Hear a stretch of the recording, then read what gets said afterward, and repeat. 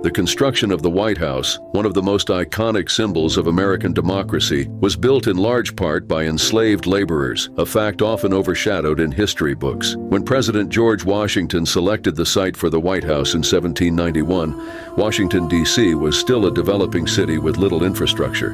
In order to build the home of the president, cheap and skilled labor was required, and much of this labor came from enslaved black workers who toiled under harsh conditions with no recognition.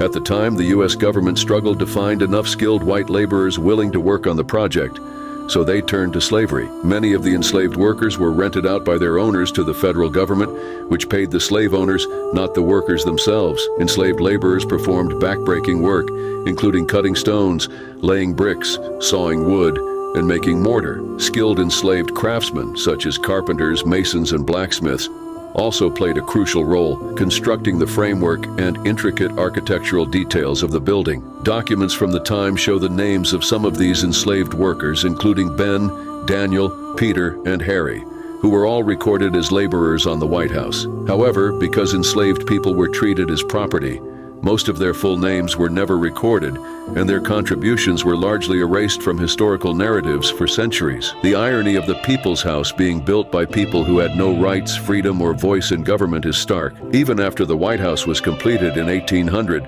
slavery continued within its walls as several early presidents, including Thomas Jefferson, James Madison, James Monroe, and Andrew Jackson, enslaved people in the White House itself. It wasn't until 2016, during Michelle Obama's speech at the Democratic National Convention, that mainstream awareness of this history gained significant traction. In her speech, she reminded the nation that she, a black woman, woke up every morning in a house built by slaves, a powerful statement that forced many Americans to confront this painful history.